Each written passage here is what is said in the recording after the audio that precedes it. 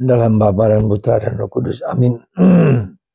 Bapa di surga, Engkau memanggil orang-orang yang akan membawa kabar gembira, kabar keselamatan tentang dirimu.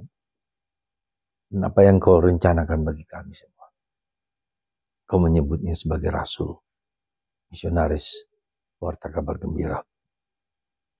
Bantu kami untuk menjadi pewarta kebaikan kepada siapapun, terutama di dalam Yesus. Terpujilah nama-Mu kini dan sepanjang segala masa. Amin. Para saudara terkasih dalam Kristus, hari ini kita memperingati Santo Barnabas, sang penghibur namanya, dari Siprus, yang percaya kepada Kristus, yang beriman kepada Yesus dengan penuh Roh Kudus. Nampaknya beliau tidak begitu dia bukan rasul, tapi dia punya peranan yang luar biasa. Dia beriman penuh Roh Kudus, dan dia membawa Paulus untuk menjadi rasul agung. Dan dia mendobrak tatanan akan peraturan hukum-hukum Taurat. Bahwa kekristenan tidak harus mengikuti semua aturan-aturan Yahudi, Taurat. Misalnya tentang sunat. Yang menjadi alasan kenapa orang Yahudi dipilih itu kan karena sunat. Tetapi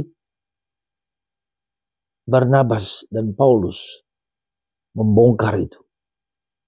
Bahwa karya keselamatan untuk semua orang, apakah dia bersunat atau tidak bersunat.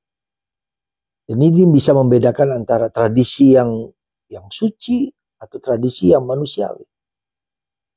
Dan inilah terus berkembang di dalam gereja Katolik yang menurut saya sangat penting, karena menunjukkan kepada kita ada tradisi suci yang tak dituliskan dalam kitab suci, tetapi harus dijalankan. Tentang Ekaristi, tentang apostolik, ya, para rasul, Petrus dan seterusnya. Itu tradisi suci yang tak dikatakan oleh Yesus, tetapi disemangati oleh jiwa Kristus. Karena itu terus berlanjut, dan Tuhan menyempurnakan pelan-pelan. Tidak selalu bisa pada waktu itu disempurnakan. Suatu proses. Maka gereja bertumbuh berkembang dengan situasi zaman-zaman yang berbeda-beda.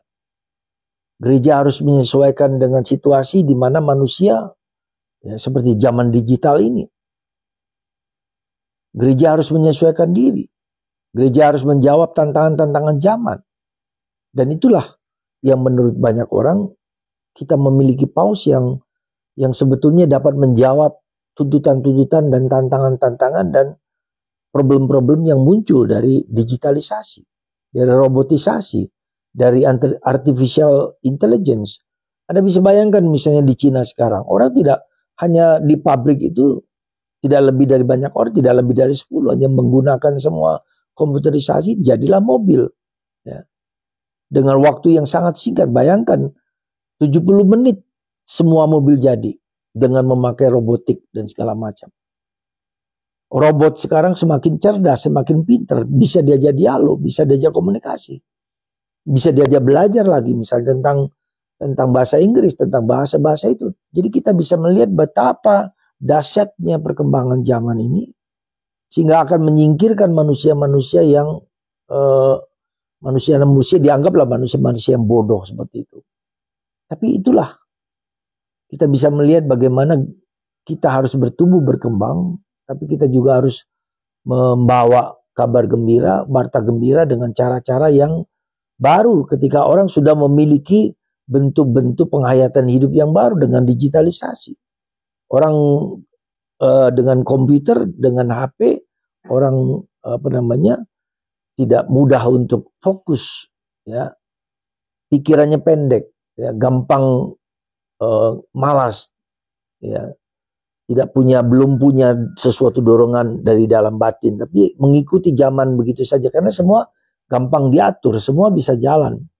Tapi kesadaran awareness tentang dirinya sendiri, kesadaran tentang Allah, tentang situasi zaman itu tidak bisa dengan teknologi, dengan artificial teknologi.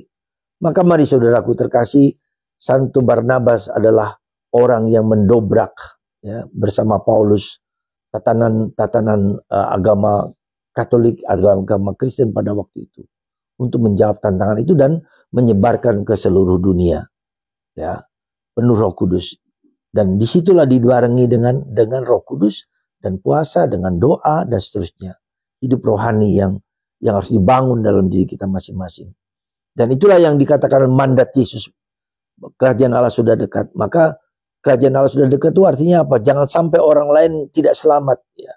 Jangan sampai kita harus membawa Kristus kepada semua orang supaya mereka taat, tobat, dan kembali kepada Kristus.